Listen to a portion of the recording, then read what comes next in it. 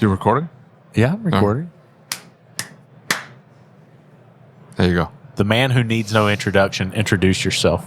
Oh my, Frank Scandura, owner of Frank's European Service right here in Las Vegas. And I hope you guys got at least 5 minutes to stop by.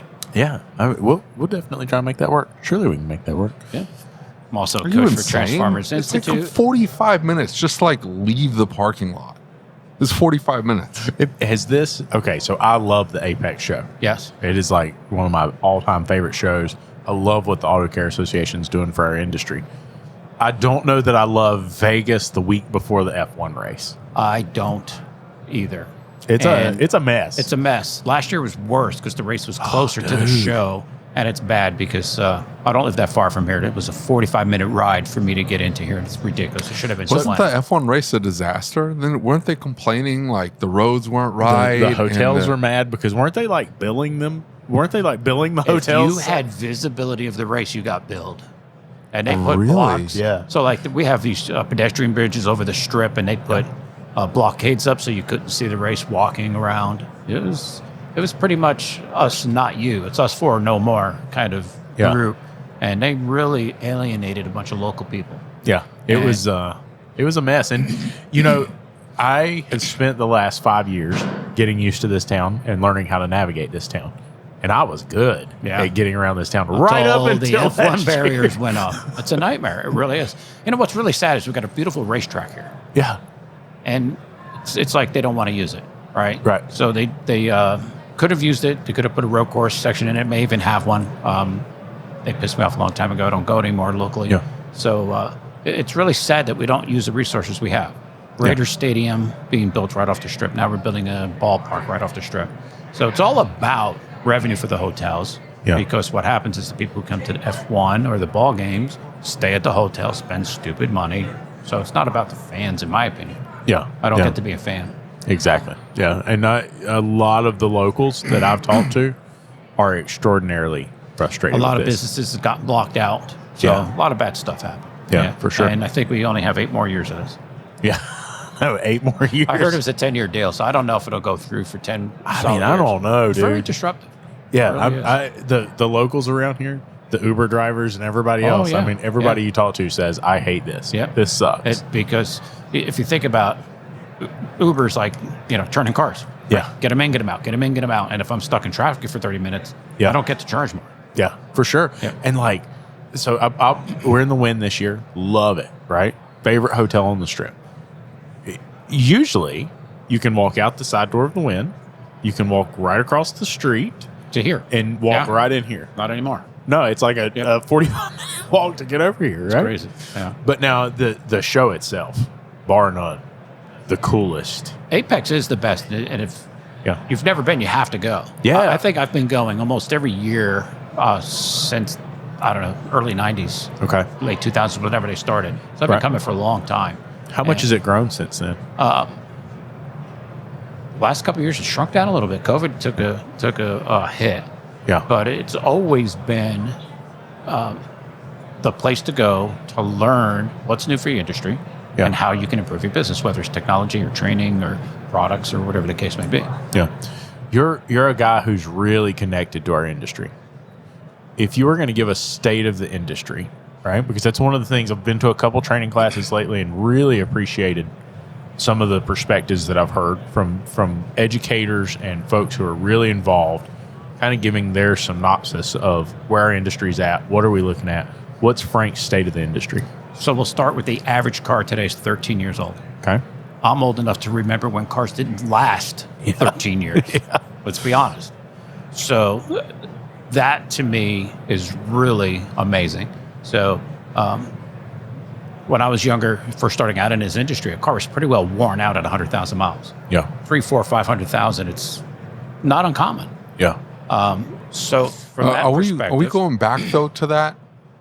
No. Because I think that, well, there was there's several years, early 2000s, mid 2000s, even less some late 90s.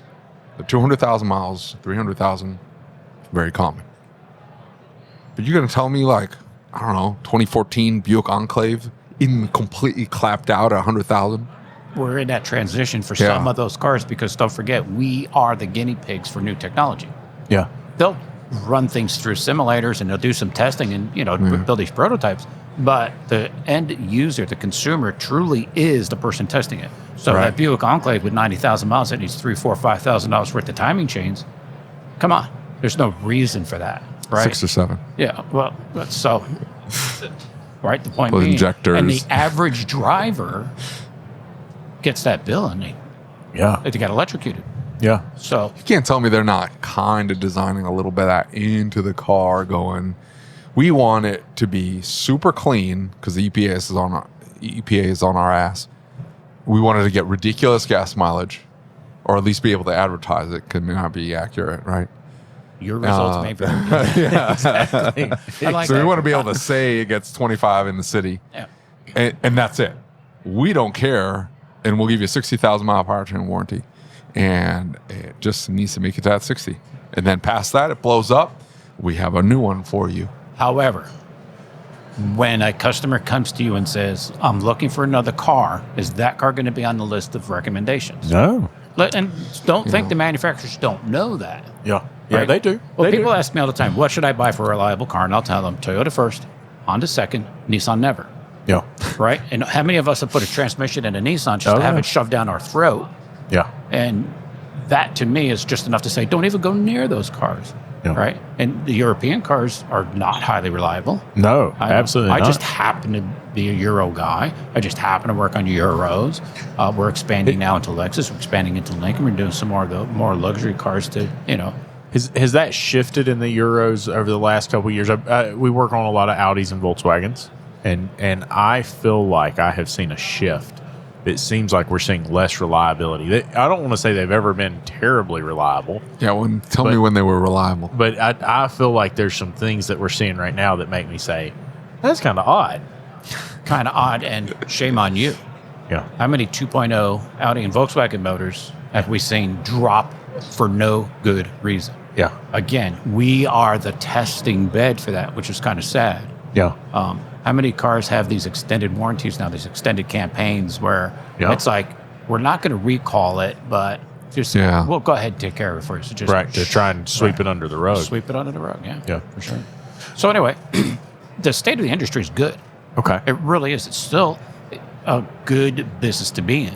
Okay. It's not as easy as it used to be. It's hard. Yeah. The technology and keeping up with it. And I really do believe that we have to really find our niche. How are we going to specialize? What's our niche going to be? I don't think we can be all makes, all models, all customers. Yeah, it's getting very hard. It's really, really hard to keep up with technology, scanners, special tools, Yeah. timing tools. I mean, that's a small fortune. And Yeah. a couple years later, that engine's out of production. Yeah. So Right. but overall, I think the industry is very good. I think the manufacturers want to build cars that people will continue to come back and buy. Yeah. Brand loyalty is not what it was 30 or 40 years ago when I was a young pup like you guys. The Chevy Ford guys were diehard Chevy Yeah, they Ford would not guys. even consider. Wouldn't even consider it. Yeah. And today it's not that way. It's like, Yeah. people have had problems with their vehicles. Like, they're out. I'm out. Got to get something I can count on. What do you think so for instance, in Vegas, right? We see, especially locals, many of the locals that I talk to around here, unless you're an Uber driver, you don't have a car, right? You Uber everywhere you go. Next generation doesn't even seem to be interested in buying a car. Hold on, is that true? No, I don't see it though. I think there's a smaller segment. Right. There's an age group. Yeah. That's kind of like anti whatever my parents did. Right. That's a good point. Okay. Whether it's having a steady job, Yeah. having my own place, paying my own bills, having my own car. Frank's not a boomer. It's okay, y'all. I'm a boomer. I'm right on the edge. 1962. Right. So so there's that, but that's changing. The generation behind him is like, hey, I need to stand on my own 2 feet. I need to do things for myself. Yeah, I've seen that. I've definitely seen that. Do you think that that's going to change? Because there are a lot of folks, especially in the bigger cities, who say, I'm not going to buy a car. I'm not interested in buying a car. Is that just city-wise, or is that... No, it's city. It's a city thing. Okay. So I technically live in the city of Las Vegas, but where my home is is a rural preservation part of town. Yeah. Half-acre minimum lots, no street lights, no sidewalks, no gutters. There's no buses. There's no transportation out by me. Yeah. So it's still a little bit rural. Some of my neighbors have horses. Some of them have chickens, and you can hear the Right. chickens in the morning and stuff. And so we're not going to be without a vehicle. There's no way. Right, you The just grocery couldn't store make is it. 5 miles away. Yeah. I can't walk to the corner store. Right. So, but inner city, I was thinking about it. One of our favorite shows is Blue Bloods, and we're binge watching. We're up to season 8 now. And one of my favorite parts of the show is the overhead of the skyline of different parts of the city. Yeah. And that's the very first thing, right? 8 million people, 9 million people, you can't have a car. There's Yeah. no place to put them. Right. So that's why there's so many taxis and so much public transportation, the subways, the buses, the taxis, because they're fulfilling a need, right? Free market. Find a need, fill it. Yeah. So I think in the city, yeah, absolutely. People are not going to have a car. Even at high-rise buildings that are getting built here, you get like one parking space, you need another one. It's stupid rent. Right. For Just to get a spot to in put a a car parking in. garage. So it does depend on where you're living and how you want to live. So I Right. could see it happening both ways. Let me ask you this. You've been a coach for a long time. You work with a lot of shop owners. What challenges or what struggles do you see the majority of shops fighting with right now? Other than getting them to listen to me. Yeah, I know, right? Absolutely. It's nothing's new under the sun. yeah. So we still have the same struggles we've always had. It's just when you're smaller and starting out, your help problems are at level 1. When you're getting bigger, your health problems become level 5. So your financial problems and things like that. I think the biggest struggle is trusting your coach Okay. to price yourself accordingly, right? Don't feel bad to price yourself to be fair. And that means you're not overcharging the customer, but you're not undercharging yourself. So that's a challenge. Yeah. A lot of companies, are hitting the market trying to help you find help. A lot of headhunting companies, which we didn't have a few years ago. Right. So different things are going on to help us cope with it. What I think their biggest challenge is going to be for shop owners moving forward is getting out of their own way. Okay. I started as a technician. I wrote the car. I ordered the parts. I wrote the ticket. I fixed the car. I did the bills, Yeah. right? I did it all. Yeah. And those days are gone, right? You have to surround yourself with good people, and you have to start giving a level of service that people want. Right. And it's not enough to fix a car. Yeah. And you've got to charge enough that you can afford All those to people. offer those amenities Yeah. and what goes with that. Yeah. Is there a market for not doing any of that and saying, screw all that noise? I'm going to fix the car the way I'm going to do it. I'm going to offer you what I'm going to offer you. I've thought about that a lot, right? Because that there seems to be a subsection in my market who all they want is they want the one problem fixed and they don't want to be told about anything else. No, no, They no. don't, they don't care if they die in a fire crash, but that's the result, though. But I don't know that that's. I don't know that it has to be like that. I'm talking about like, hey, I'm not open on Saturdays. I'm not going to be open on Saturdays. I don't care. And there's a lot of chatter about 7-day weeks now and all this Yeah. stuff. And That's my point. There's no Sure. end to that. There's no end to that. so, in that respect, I'm not going to open on Saturday either. Yeah. Nor will I ever open on Sunday. I believe Yeah. everybody needs a day. of But rest. you know, one of those aquarium in the front shops opens up across the street from you. You have a gorgeous building. You got but Yeah. they almost they're 90% of the way there. But 7 to 7, 7 days a week, and all of a sudden, customers you see streaming. Well, they're open on Saturdays for me. I can come in at we 2 have o'clock that from on time to time. And I think if we are focused on the areas we need to focus on and stay focused there, we can continue to give a level of service that will give us the level of customer we desire. Yeah. The customer that's running around to the last minute to get everything done and just drives the car until it breaks needs that shop open on Saturday and Sunday. Yeah, and those customers are high demand. They don't always have a lot of money. They're Right. hard to deal with. Yeah. And so it stresses your advisor, it stresses your staff, Yeah. it puts additional load that you shouldn't have to have. They have money. what I have found with some of these people is that they don't stretch their their thinking a little bit. It's like they need the car, so they want to wait in the lobby while I diagnose a bad wheel bearing, possible bad wheel bearing, and they want to wait in the lobby while I fix the car. It's like, okay, but can you just drop it off and then go to work? Well, how am I supposed to get to work? Because they're not capable of solving problems or thinking ahead, right? So, and it's like, they have money, but do they? Because everything is drama. Everything is an emergency. For sure. Yeah. Everything is, oh my gosh, I can't deal with this right now. Because there's no calm in their lives, right? Mm-hmm. So there's a lot to be said for that. Most people spend way more than they earn.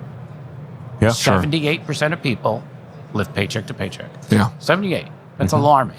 Yeah. That's it. Go to church and look at 10 people. 2 of them are okay. The other 8 are in trouble. That's alarming. And think about overall health long term of a whole society that lives like that. Yeah. Right? Yeah. Like the stress that it puts on them, chronic disease, Absolutely. right? It has long term, long lasting effects. There's a shift in our markets. I probably shouldn't call it a shift, but I guess the best way to explain it is I'm seeing a lot of people who I thought had my similar vision or values associated with auto repair and that we were going in this direction, not necessarily as a group of people, but that we were all kind of progressing in the industry in a certain direction, right? And then I see, and I'm not going to blame any one coaching company. There's lots of coaching companies out there, but then I see there's more of this push to 7 days a week and more of this push to raise the prices but be ruthless and still employees, whatever you have to do to get the employee. Like, you got to be ruthless. And I've always held back from that ruthlessness. I'm just not good at it, right? In fact, I hired a manager who's a little more ruthless, not like cutthroat ruthless, but I hired a manager who's a little more ruthless and willing to say, hey, man, like, we're here to make money, right? And I'm over here giving the farm away. What do you think contributes to this shift? And do you see like a line that shop owners at some point in their career, they cross it and they say, the money's more important to me? When you put money ahead of people, you fail. Yeah, I agree. And if you put people ahead of money, the money will come. Yeah. And you can never go wrong by doing the right thing. Yeah. And that's part of our value system is, when we've made a mistake, take immediate steps to make it right. Yeah. And you and I, we're all in the industry. We could make mistakes that nobody ever knows we made. Yeah. But that's not high integrity. Right. And high integrity gets recognized, but you don't know it. Yeah. And it gets recognized in your general reputation, right? So we spend very little on advertising. Like 1% of our total marketing budget is new customers, right? Anything. And people ask me all the time, how can you get so many new customers? Is it because if you come to town and you talk about European car repair and where to go, our name always comes up first. Yeah. And people say things like, hey, they're expensive, but they're good. They take a long time, but they're good. So those are things that you can't buy. And when you're ruthless, you may think you're doing okay initially. Yeah. People get tired of it after a while. Well, that was one of the things that come up for me is there's a lot of people talking about massive numbers, right? And they're talking about these huge numbers these shops are putting out. And all I can think to myself is, if you're working that much, turning that many hours, and you're driving your team that hard, and you're driving your advisors that hard, it's just a matter of time. Yeah. You break good Exactly. people. And then you start going through good people. Then you don't have a reputation as the place to work. Yeah. And then you end up with more ruthless people doing more ruthless things because you're putting money ahead of people. It's not a good plan. I think what drives me nuts about it, one of the things that I catch often is that these people don't tell the whole story when they're talking about this. Yeah, like the stress and the drinking all day and all night because you got to deal with the stress of everything. Right. And all the emotional problems that you have and all the physical problems that you have. They're only painting the picture of what's good. Yeah. And so they talk these owners Kind of into like this. Facebook, isn't it? I know, right? Well, they talk these owners into it, and then they start making decisions. I've talked to quite a few owners who have made decisions based on recommendations of some of these companies, who later came back and said, hey, man, I was told by a coach to say yes to everybody, to everything, all the time, no matter what. Get them in the door. Don't care how you do it. Just get them in the door. Don't care if you can't meet their expectations. get them in the door, and now all my staff quit. Right? I lost 2 advisors. Exactly. Because you brutalized them by flooding them with people who are just abusive verbally, abusive financially. I don't want to pay full price, and what do you mean? And it only took them 20 minutes. And there's so much to be said for a calm work environment where people can just enjoy their job. Yeah. Right? Frank's is a calm work environment. When a customer starts getting abusive, unless we've blatantly screwed up, I'm very sorry. This is not the right shop for you. Yeah. Because we all have those customers who make demands on us, and you're going to do this, and you're going to do that, and you're going to... Well, no. Yeah. No. Let me tell you what I can do for you. Let me tell you how I can help you. Right. And just, What do you say to a shop owner who is being pushed by a coaching company? They join a coaching company. To me, it comes back to the frog in the pot of water syndrome, right? Mm-hmm. They get in there and they say, oh, just make this little change. And then they start making more money and they like the money. And so now just make this other little change. And they never realize that they're shifting their values, their morals. What do you say to somebody who joins a coaching company and that coaching company is sharing things that may be outside of your moral or ethical values? What do you say in that case? Well, you should never be in a relationship that challenges your value system of any kind. And so I'll give you an example. I hired a service advisor who's with me, I don't know, a couple of months, and I get a fax from a bank wanting to verify his employment and income. Okay. His employment he lied about how long he'd been there, and he lied about how much he was making. Yeah. So I fired him right there on the spot. He goes, I don't understand why you're firing me. I said, if you lie to the bank for financial gain, you'll lie to my customers for financial gain, and that is outside of our value system. Yeah. And so what I did was I set an example for the entire team. We don't lie. Yeah. We don't do things to enrich ourselves financially at someone else's expense. And we set a standard. So we have a very high level of expectation for ethics. We do a lot of ethics training. John Maxwell's got a book, Ethics 101. Everybody reads it in our company. So why doesn't that apply to all of your relationships? Yeah. When your kids lie to you, you whoop them, don't you? Yeah. So I wouldn't. So it's not lying, but it's just it doesn't align with my values. I can't allow you in. I don't think most people are grounded like that, though. But you know what? You need to be. You need to. Yeah. Look, so it's all right. So then they don't have personal accountability.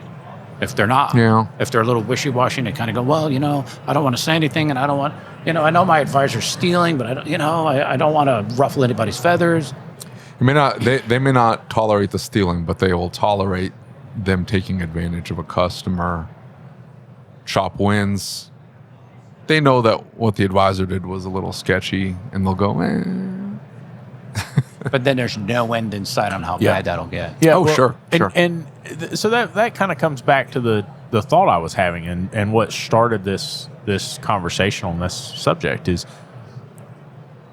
that coach comes to you and says, hey, but I'm the professional. I've made millions of dollars. I'm showing you how to do this. And I just think that your values are a little off here. Maybe we should adjust this. Maybe we should rethink this, right? Because we talk about coaches not listening or people not listening to their coaches. And then on the flip side, you have some coaches, and I'm not talking about you, and I think everybody knows that. But we have some coaches who push and say, nah, man, it'll be okay. Just do this one little thing. Just do this one little thing. So how do we find that balance? Because if we're not willing to let the coach push us outside of our comfort zone, because growth doesn't happen in the comfort zone. No. How do we find that balance of that? So I try to get my clients so far out of their comfort zone they can't find it again. Yeah. Ethically. Right. Ethically. Right. And if somebody's asking you to do something, so just imagine a little angel and a little devil on your shoulders. Yeah. And the devil's always going to say, well, nobody's going to know. It's going to be okay. Well, somebody's going to know, and it's not going to be okay. And you're just going to get to a certain point where you're not going to be able to turn back. Yeah. Your reputation will be ruined. Your business may be ruined. You're never going to get good people. There's a chain of stores here in town that got sued constantly because they would charge people for repairs they didn't perform. That was their business model. They trained their staff to charge people for repairs because the numbers is all that mattered, and they wanted 85% GP, and you can't do that by buying parts and putting them on cars. Right. And so they eventually changed their name because the reputation caught up with them. So It's, you can't win in this game of life by compromising your ethics. Yeah. And if you don't know where your ethics are, man, you figure it out. The difficulty, though, is you'll talk to somebody and you'll say, hey, that job, like we're talking about the timing chains, it's a $7,000 job. You're doing them for $3,500.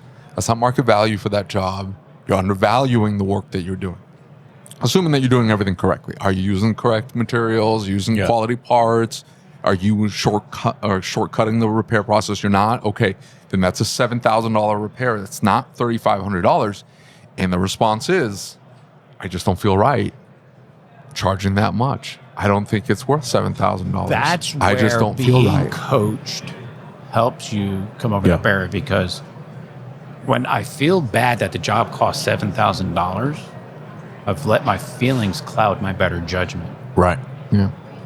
And I don't know about you guys, but I'm old enough to have had my feelings get me in trouble more than once. Yeah. But they'll turn that into an ethical conundrum. They'll say, this is an ethical question for me. I don't want to violate my ethics. And you're like, that's not an ethical question. This is subjective. This isn't right or wrong. This is you think it's wrong. It's not wrong. I don't know how you navigate that and try and go, hey, we're not going to violate your ethics. We're not going to do anything wrong. But at the same time, things that you think are wrong are not. If the job cost the customer $7,000, that's what it cost the customer. Yeah.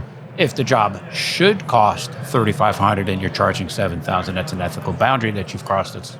We need to talk about that. Yeah. And most of the shops I talk to, it's the opposite problem. It's the one you for sure. It's like, oh my gosh, I don't think he can afford that. Let me see what I can do. Yeah. I'm going to lower the part quality and figure out later why they're coming back screaming upset.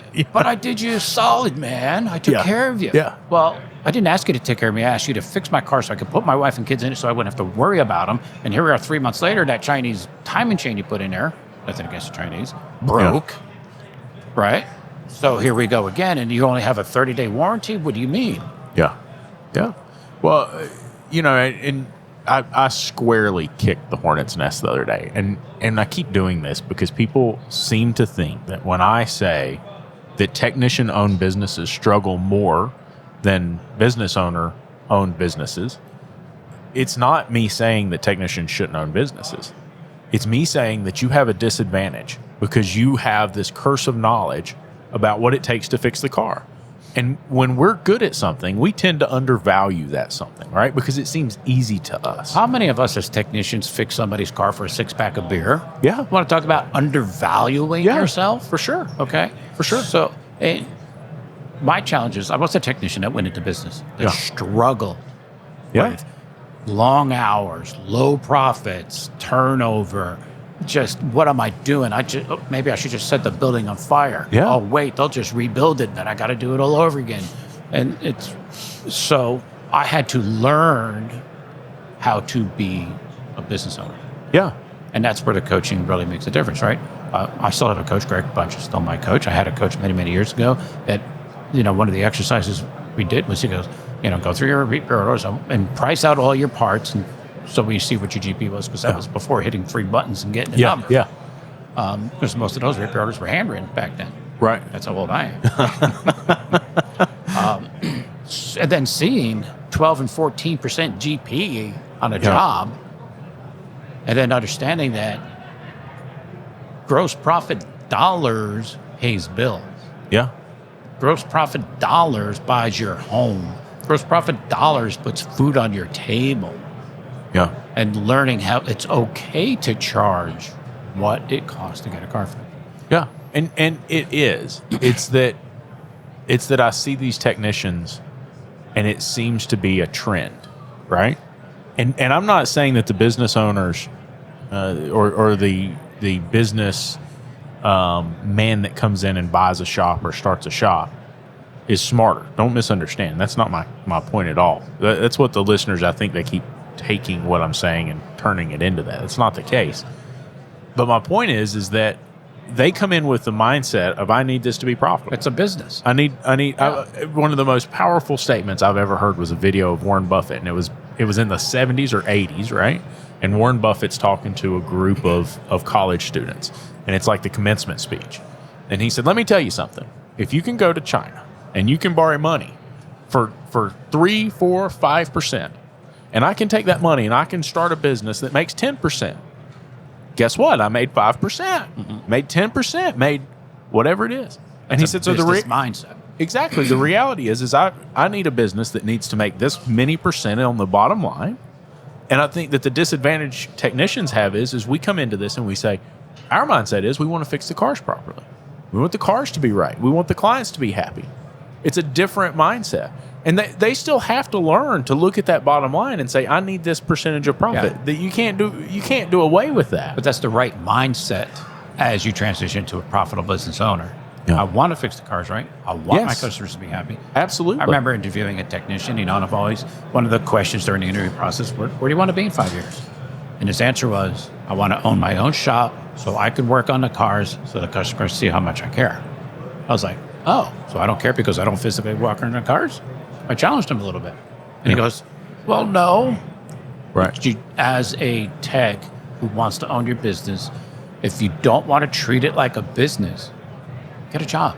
Yeah. Don't put up with the stress. Don't put up with the burden. Exactly. Don't put up with the taxing authority going, oh, by the way, it wasn't $12,000 you owed me, it's $24,000, and then you go freak out and tell your wife, I don't know what we're going to do because we didn't plan properly for this. We don't have the money, right? Yeah. So there's a lot to be said for that. Don't go into business because you have tools and you know how to fix cars. Go into business with a mindset, 1, 3, 5, 10 years. What is this going to look like for me? I didn't do that when I first opened up. I didn't either. I opened Frank's European Service because it pissed me off to work for somebody else. Yeah. I had a shop that I did very well in, and change of events in my life and spending more time with my kids and walking away from that and saying, okay, I'm going to go back to the dealership. Oh my gosh, what a mistake that was. And went to work for an independent shop here in town and did nothing but argue with the guy. Yeah. Right. I had a successful business. He asked me to come run his shop, and I'd come in and say, hey, let's do this, let's try this. Oh, that'll never work. Oh, you can't do that. Oh, that'll never work. Kind of does. Yeah. I've proven it. Right. So yeah. And it's just, and I remember telling my wife, I says, look, unless you're going to get a second job to keep me in a lifestyle I'm accustomed to. How'd that go over? I did. She goes, that's not going to happen. I said, I'm going to go open a repair shop. Right. And she went, oh, dirty. Oh, why would you do that? Yeah. And I'm like, because we just got married. We've only known each other a couple of years. And I'm like, okay. She doesn't know the automotive Frank. Yeah. She knows the guy who showed up to church without a job that started dating, his hot mom. Right. And taking her out to dinner and stuff. So I had to show her I operate at a level that most people don't understand. I operate with a mindset focused on the customer. So I was able to, convince her that this was the right decision. And actually what I did was I told her, I promise you will never have to hide from a customer. Yeah. And that's important, right? So when you talk about David doing things that are, I know it's a little shady. Oh, I know maybe he shouldn't have done that. At some point, something's going to happen and somebody's going to find out. Yeah. The truth always comes to the surface. Yeah. You can't avoid that. Right. That always happens. A guy goes in and jumps in a car, goes across, 2 state lines, and something happens and gets his car looked at over there, and all of a sudden they're going to tell him everything that you didn't tell him. Yeah. They're going to say, hey, man, if you would have had your car checked before you went on the trip, you wouldn't have had that fan belt break. Well, Frank checked my car. All right, exactly. And it's like, hey, why didn't you check it? Oh, man, I didn't want you to get mad at me if I told you a whole bunch of stuff wrong with the car. Right. Or, Yeah. something really super shady goes on and it's just not right. The mindset that I see so many technicians go into this with is that if I can fix the car properly, and I'm very, very good at fixing the car, everything else will be okay. I don't have to worry about the business side of things because I'll be profitable because I can fix the car. If I just fix the car, everything else comes together. And I think there is some truth to that, right? Like if you do a good job fixing cars, you're going to have clients, you're going to have things together. You can't, in the same respect, you can't be profitable by accident, right? I have tried. It doesn't work. No. Like you have to plan to be profitable. If they keep their overhead ridiculously low. Sure, And they offer rent no amenities. Yeah. Yeah. There's no office. There's, Yeah. you texting me. I don't even have a phone. Yeah. Maybe not licensed. Maybe not properly insured. So I got almost no skin in the game. Maybe, but it's not really a business. That's a job. Yeah. You just bought your A own dangerous job. And, yeah, dangerous, right? You're working alone, especially you got to these one-man shows, man, really make me nervous, Yeah. right? Something happens, Dude, I'm screwed. telling you. You've got a huge problem. And so if you're a technician and you want to go in business, have the intention to make it a business. Yeah. Your family deserves for you to have a profitable business that doesn't depend on you working day and night. I got to go in late, sweetheart. I got to go in on Saturday. I got to get this car finished on Sunday. The guy's putting a lot of pressure on me because that's what happens in those scenarios. You know, there was a gentleman I talked to, I think it was Nathan Bryan a while back, and one of the things that he said he said, I recognize that if something happens to me, this business is no more. He said, now I have a tech, but I don't want to grow beyond where I'm at right now. I'm really comfortable where I'm at. We're profitable right now. I like where I'm at. And he said, so then on the flip side of this, I go out and I get short-term and long-term disability, and I get life insurance. I create a plan for shutting the business down if something happens to me, and I create this black book that I can give her that says take step 1, step 2, step 3, and give her the tools that in the event that I pass away or I'm incapacitated, I can't work, here's how this works now, right? Here's what you do now. Mm-hmm. I thought that was a really interesting concept. I'm going to succession planning. Yeah, for sure. On a scale of it's me and one guy, here's the plan if something happens. Yeah. The one thing I will say about that is that you have to be very cautious and you have to be profitable. So because short-term, long-term disability and life insurance are not exactly cheap propositions, right? Mm-hmm. Like, so we have to make sure the business is profitable enough to pay for that for these guys that are one-man bands. Now, I'm going to tell you, when this flood hit Western North Carolina, I mean, to say epic proportions is an understatement. I was driving back. I went and got an MRI for my back the other day. And as I'm driving back, I was telling David, there's this swath on the side of I-40 that there used to be 2 metal buildings and 2 shops rented each of the 2 metal buildings. It was split, and they kind of did this thing. Those shops are like, it's a 400-foot wide path of rock and just debris. Rocks bigger than my car washed out into the middle of this. Mm-hmm. And it's just this empty open space. Now, they weren't in the flood zone, right? So guess what? They didn't have flood insurance. Right. And now everything is gone. And they were saying to themselves, someday I'll be profitable. I love that. And Monday, Tuesday, Wednesday, Thursday, Friday, Saturday, Sunday. There's no one day. There's no someday. Right. Get it done today. Right. And so they weren't profitable. That was their retirement strategy. I put everything I have into this. Yeah. Now it's gone. It's heartbreaking. Yeah. Which is no different than that technician with a couple of people employed, 2 or 3 employees, technician mindset, as a business, 20, 25 years later decides to put it up for sale. And it turns around and he's got a $250,000 or $300,000 value on his business, and he needs $1 million to get out. Now what? You went into this as a parts man, and you had this like grand idea. People always pick on you because you're always like how much you hate auto repair and how much you hate owning a shop, and like you just hate everything about it. What's your take on all this? Because you didn't come into it as a technician. I came into it as a technician. What's your take now? I still hate it. It was a bad move on my part. My mistake. Now I'm too deep in it. I'm stuck. I mean, what did you envision was going to happen? The same thing. Same thing as him. Just I couldn't work with somebody else. It's the same thing. The same story. That's why when somebody argues with you, like dude, like we haven't been through this. Right. You really gonna argue with me? You gonna tell me you're unique? Your situation's that unique? It's completely different from everybody else's. Yeah. Get out of here. No, I mean, and that's just it. It's the same pattern over and over again. Over and over again. Yeah. And I don't know where they get this idea.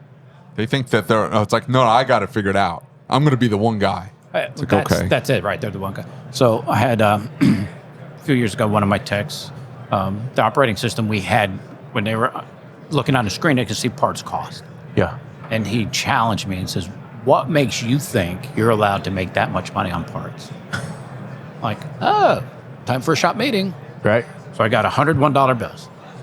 I said, here's 10, that's rent, 10%. Here's 20 for parts expense. Here's 25 for labor expense. And I went right down the line for everything we paid and had $4 left over in the end. That's a wake-up call, isn't it? Yeah. I said, do you mind if I at least keep $4 for myself?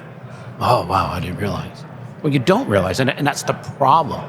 And you know, they think us as shop owners are like Scrooge McDuck, going home and swimming in our bed full of money. Yeah. And it's not the case. And man, the stress that we're under, the liability and the risk that we take, Yeah. we could lose it all. They're going to go get a job. Yeah. You know what I'm saying? So there's a lot on the line for us. I think we have to be a special kind of crazy to do it. Yeah. But if you do it right, you do it with a plan, and you do it with a purpose, it can be very rewarding. How many shops do you work with that are, maybe it's starting out, that are fighting to survive, are fighting to pay the bills? I'll tell you what, this quarter has been more than the last few years. And shops that, and I was telling you earlier, you know, car count for us dropped a little bit. Yeah. But we're very busy shops, so, you know, 10% drop in car count's not devastating. We can survive, yeah. Yeah. And some of these shops where they've got 2 technicians and a service advisor, 20% drop in car count, they're screwed. Yeah. They're screwed. And unfortunately, not enough people have cash reserves. Yeah. They carry a lot of debt. They keep credit card debt high. And when you need money the most, when you're not financially responsible, is when it's the hardest to get. Yeah. So then they do these predatory loans with the credit card companies who take the money out of your account as soon as it hits. The money you need to survive now goes to a debt. So, but I'm seeing it more now with smaller operators. That's very alarming. Yeah. Yeah. Well, I mean, they don't have as much capacity for revenue generation. Correct. Right? Yeah. And so a big shop has a lot of bills, but you have more opportunity to create profit and a higher amount of profit that can help pay that. And, you know, my strategy has been the past couple of years when we moved into the new shop is we're very seasonal. And so, like, I need to stack cash in the busy season. Right, for when it tightens up. And so I've not done a good job of that the past couple of years because, you know, we're moving into the new shop and things went wrong, things happen. But I'm with you, these small shops, these one-man bands, gosh, it is nerve-wracking to think these guys are going out and starting their shops and putting themselves in this situation without being prepared, without understanding. And they say, well, I don't have money for SMS. I don't have money for a coach. I don't have money for a bookkeeper. I just need to make as much money as I can. Well, if you're not managing that, it's never going to be enough. No. If you don't know what you need in revenue to be profitable, which means paying your bills and having leftover, then you'll never know how much you need. You're always just going to be spinning your tires. Yeah. Right. And you're going to think, if I come in Saturday to get that car done, I'll be okay. And you're not, because you're just kicking the can down the road. Yeah. Yeah. Do you think when we look at some of these mobile guys, and mobile guys have less overhead, but you look at these single man bands and you say, all right, if I'm going to do this the right way, I'm going to have the insurance I'm supposed to have, I'm going to have the amenities that my clients would expect to the quality of product that I want to offer, I'm going to use the part quality that I think I should use, I'm going to put all the pieces of this puzzle together. Is it possible for a one-man band to earn enough revenue to be able to do what he's supposed to do? Because I'm thinking about, like, my insurance, right? And I'm thinking, well, that's $3,000 a month, right? I'm thinking insurance is not $3,000 a month. What are you talking about? All of it? Yeah. 3,000? Yeah, but that's the loaner cars. But I'm just saying, like, and obviously I'm a bigger shop and I've got more stuff I'm insured. Even with the loaner cars, I mean, maybe if you add my workman's comp, I'm still nowhere near 3,000. You're nuts. Yeah. But you know what, though? I remember the very, very first meeting I went to. It was Management Success at the time. You know how they get you there for the weekend? Yeah. Rah, rah, rah, get you all excited, sign you up. Yeah. And they went around the room asking everybody what their expenses were. I was hearing $30,000, $40,000. Ours was like super cheap. Our rent was $1,800 a month at the time. Yeah. And I'm like, I would never have a shop that had $45,000 in expenses. Those guys are crazy. Yeah. My expenses right now are around, I have to do $171,000 a month in gross profit dollars to be profitable. Holy. Makes me cringe. That'll make your butthole pucker. That's probably why I don't have any money. That's probably how much I should have. Yeah. But knowing that Yeah. is what Is the tool that allows you to, right. to And my manage. team knows that if we don't hit $171,000 in gross profit dollars, no bonus. Sorry. Yeah. Because I can't afford to bonus you if there's no money. Let's think about this, right? Yeah. And all these things I had to learn the hard way on the way up. And these are the That's things true. you need to know. You need to know what it costs. You know, I just found a new gal to cut my hair, and it's her and another gal. They're partners. They opened up their little tiny studio. It's about the size of this little cubicle here. And I knew the answer. I said, so you're open a year. Did you hit all your goals? She laughed. She goes, I'd hoped it'd be okay. I said, I knew. That was a test. Yeah. I said, now, my dad was a barber. I know it's like a technician, man. The bones give out after a while. Yeah. It says, you can't work forever. What's your plan? Yeah. And no different for any tech out there. You can't work forever. A rare breed is that guy who's 60, 62, 63 years old, still wrenching, and his body hasn't given out. Yeah. That is And- not the norm. Right. And there becomes a time in your life as a technician that it's not an option anymore. Yep. This stuff going on with my back, I feel myself getting weaker. I can't do the things that I used to be able to do. Right? Like it's not that, oh, I hurt, so I have to take some pain medicine so I can do it. No, it's I can't. You can't. I can't do it. Yeah. I had Right. MRIs last night, both shoulders. Yeah. That's it. Yeah. Don't go up any more than that. It's, you know, it's like I do things around the house. My wife always says, will it be hard? And I used to say, nah, babe, I got this. Right. No, everything's hard, sweetheart. Right. Getting out of bed's hard. Right. She goes, how long do you think it'll take? I says, whatever number I give you, multiply it by 5. Right. Why do you have to go to Home Depot so many times? Because I don't have 7,000 fittings on hand, and I thought that was the one I needed. So it's But I mean, that is shop ownership. It right? is, yeah. In a lot of ways, that is it's shop very ownership. abusive to our bodies for everybody in the industry. You're not going to be able to do it, provided you don't get hurt. We're not talking about an injury. Yeah. Just the wear and tear on our bodies. You're just not going to be able to. You got to have a plan. I remember when my very first coach, Rick White, came to me and said, like, hey, what's your destination? Where are you going? Like, Yeah. what are you trying to accomplish? Hell if I know. Right? Like, I hired you. You're my coach. That's what I'm trying to figure out. Why are you asking me?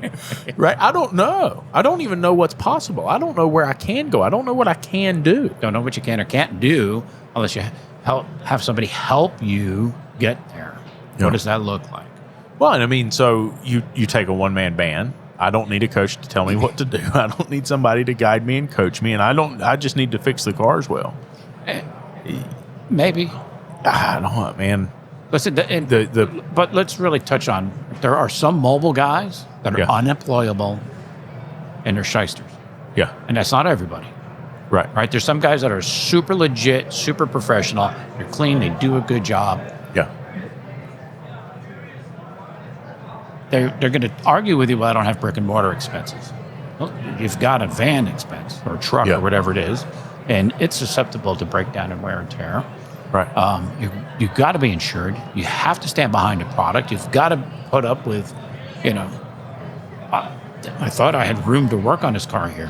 Or can you imagine getting called out to an apartment complex?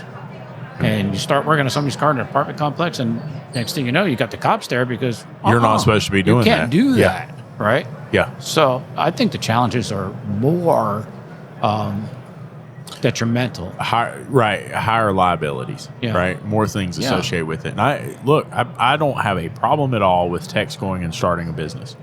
But I would venture to say that more businesses that are ran by techs fail as a result of poor management or not knowing, right? You could apply that to business in general. Yeah. 3 years, most businesses fail in the first 3 years. Yeah. And that's usually how much operating capital they borrow. Right. All right. You ever walk into a new franchise, whether it's ice cream or something? We had one that, yogurt place that was right down the street from the house. It was really nice. You go there, you fill your Yeah. cup as much as you want. A year later, less than a year later, the place is gone. Right. What happened? Well, I don't know, marketing something, but what I've noticed is they forget about the customer. Yeah. And I don't think you can just fix the car, because most technicians need to be kept away from the humans. Yeah. Yeah. Just don't have the personality.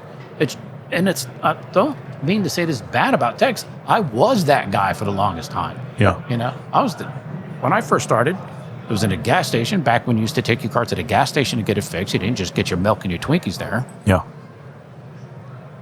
Where back then the business model was you talk to the mechanic, he ordered the parts, he fixed the car, he did everything, did all the paperwork, took all the money. That's just the way you did it. And that's not, in my opinion, a successful model anymore. No. Because when somebody would say, well, how come the brakes were so expensive? What would the mechanic do? They'd fly off the handle and go, what, you saying I ripped you off? Yeah. Where a trained service professional can say, well, Mr. Jones, we use a premium product here, and I know it seems expensive, but it really is going to cost you a lot less in the long run. And don't forget, we have the 3-year, 36,000-mile nationwide warranty for peace of mind and blah, blah, blah. Right? Where that technician doesn't generally have that training or that aptitude. Yeah, I'm with you 100%. I think it's something that we learn over time, and we grow into that. The learning curve to accomplish that is sometimes very painful. Oh, right? Yes, it is. And we'll get tuned up by a couple of ruthless customers along the way. Has cost of doing business in this industry increased since you've been in it? Yes. How much? Rough guess. I don't know if I can quantify it, but my first shop was. Or when I first opened Frank's, I think it was about 3,500 square feet. I was paying $1,500 a month rent. Right. Right. So insurance was easy to get. It seemed a lot easier. My rent right now is $22,000 a month. Holy cow. Okay. Is that a number that makes you want to throw up in your mouth a little bit? Yeah.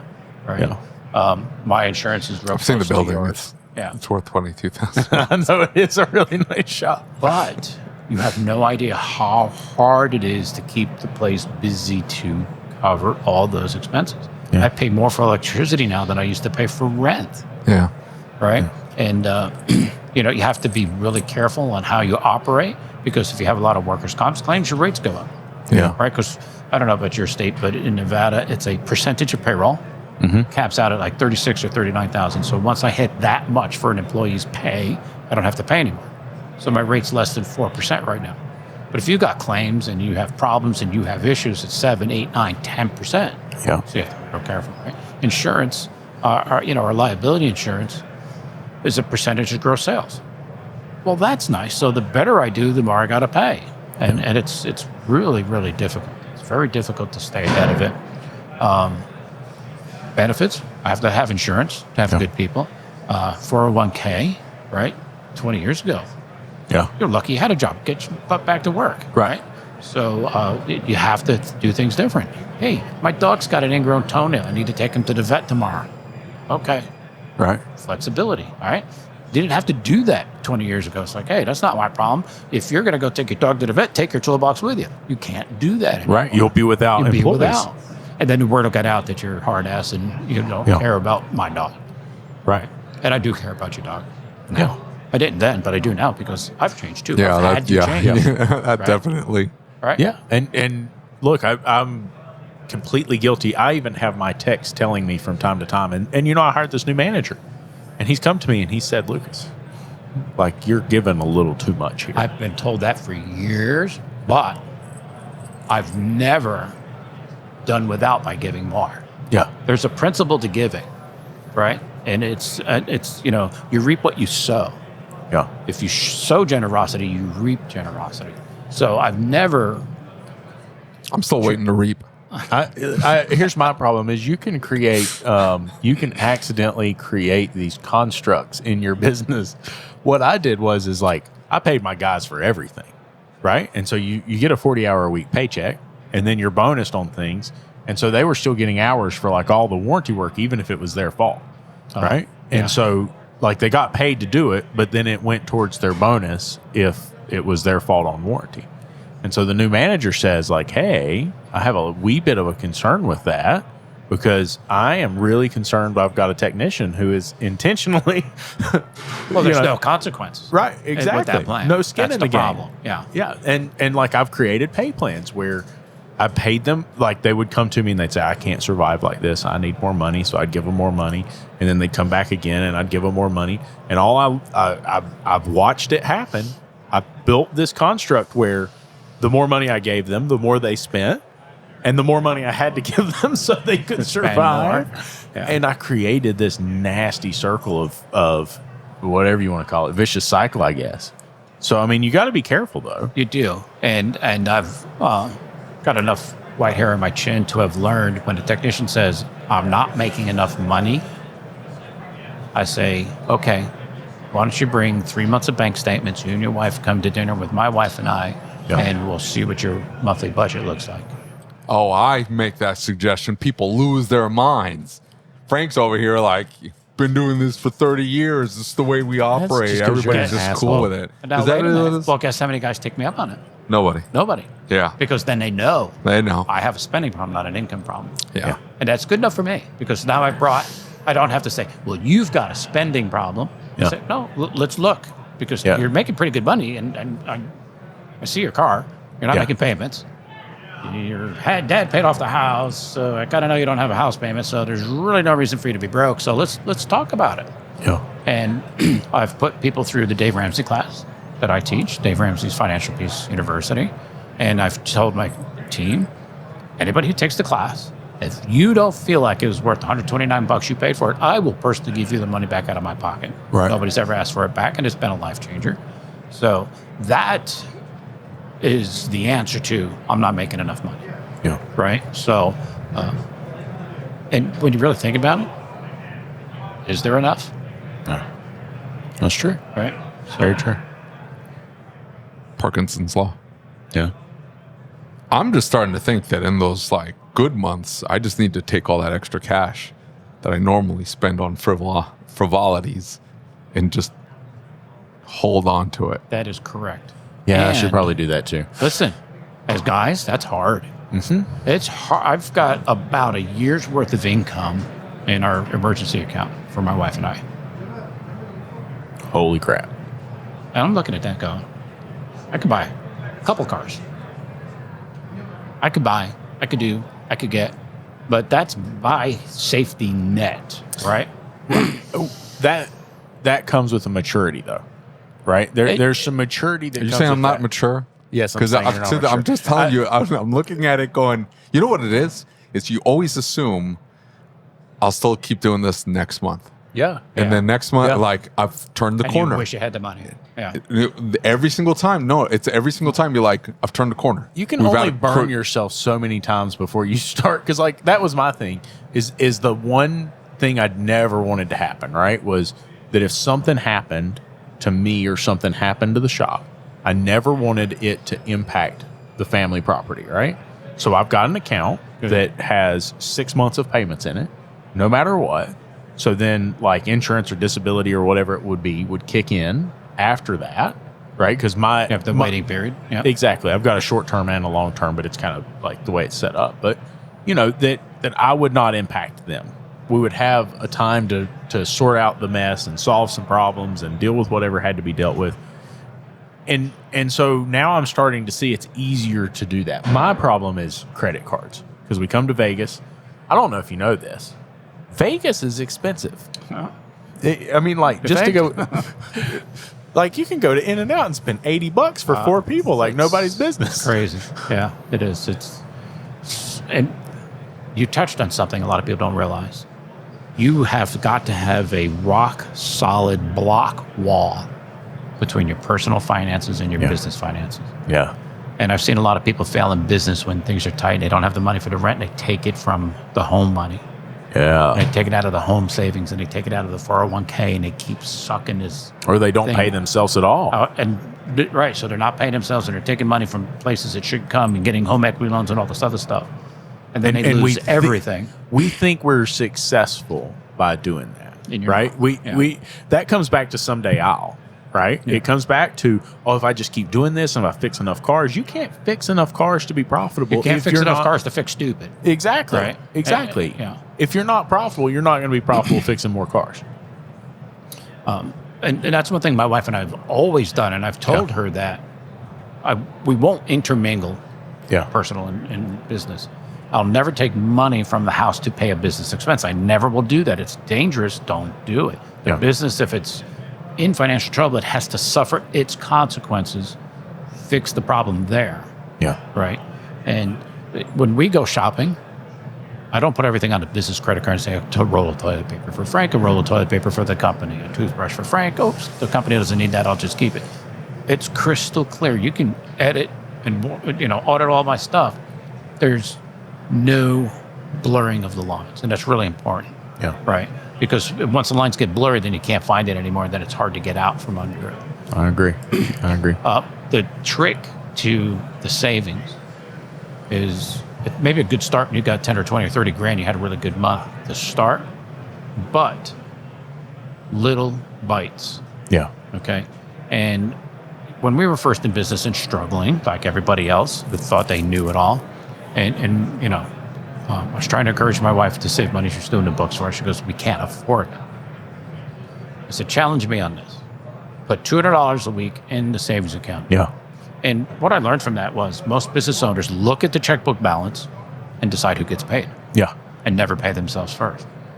So that 200 eventually went up higher and higher and higher. We put $8,000 a week in savings. Yeah. Now, there's weeks that we dip into that because $8,000 is a lot of money to put into savings every single week. Right. And then my wife goes, I had to transfer out of savings. Right? Isn't that what it's there for? Isn't that the reason to have that money to transfer out? Yeah. So it's... Yeah, and so that's what I do is I've got it set up to where it's automated, right? And I move it into various accounts based on what I'm trying to accomplish. The first kind of concept. Very similar to that concept. So that's what I've been doing, and I've found that's the only way I do it. Now, occasionally something happens. We have a slow week, a slow month, right? Like I've got a new advisor, and he ran into some troubles with the front counter, stuff like that. Really great guy. I'm not saying anything bad about him, but he ran into some trouble. So a shop that normally does $50,000 plus a week was doing $20,000 a week. Ruh-roh. Yeah, exactly. And so that meant like all the savings depleted. Yep. Quick like. Real. And so, but if I had not had that, and I, as bad as this sounds, had I paid all the bills I was supposed to pay, we would have had a bad ride. Yeah. Now I paid all the bills now. Yeah. But the point was had I not planned ahead and had some cushion, things would have got really uncomfortable really quick. And using credit as your cushion. That's dangerous business. Because you'll back yourself into a corner, you don't have the cash flow to survive. Exactly right. And then you start making real dumb decisions because the pressure is so enormous. Yeah. And then it's an emotional decision, not a fact-based decision. It's not a fact-based, calm decision. Yep. Right. Yep. Somebody who's got 6 months worth of expenses saved up, and in a business, it can be hard, right? I got 171 grand. Yeah. It's a lot of money to have saved up for 6 months. But I got 2 to 3 months cash saved up. It takes the pressure off. Yeah. If next week no cars came in, Yeah. I'm not going to panic. I will a little bit, but it's not going to be an emergency. I can't survive. It'll be, okay, let's figure out what changed. What are we doing? What happened? Did my website crash? What's going on? Yeah. Let's figure this out. Because like you said, when you go from 50 to 30 and you've got no reserves, Yeah. you're like, you're ready to eat the dog and kick the kids, and that's bad news. I was talking to somebody from the Department of Commerce because of all the flooding that happened the other day and just happened in passing. And I said, I know that there's a lot of businesses that are suffering. And he said, it's really interesting you say that because we got statistics back from the Department of Insurance. And what they came back to us with was that less than 2% of the businesses that got wiped out had income replacement. And he said... Less than 2%? Less than 2%. Wow. And so all of these are small businesses. They're owned by these people. And how many of them probably didn't have enough reserves to survive that? To put it in perspective, Asheville, North Carolina is saying it'll be 4 months before they get city water back to everybody that had city water before.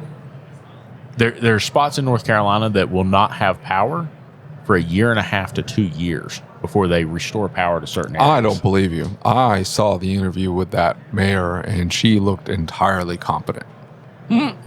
Which mayor? I didn't see it. The mayor of Asheville. Oh, that's a shoe, buddy. She looked competent. I trusted her. She knew what she was doing. She was not at all in over her head. I could only imagine being in their shoes, but I mean, you think about that, and you think about the consequence that has on somebody, and you talk about separating yourself from the business, buddy. When you find out you're going to be shut down for 6 to 8 months with no income, man alive, like that is next level sketch. Most of I those think you're just done. You roll over. They won't. There's no survival. Yeah. They're done.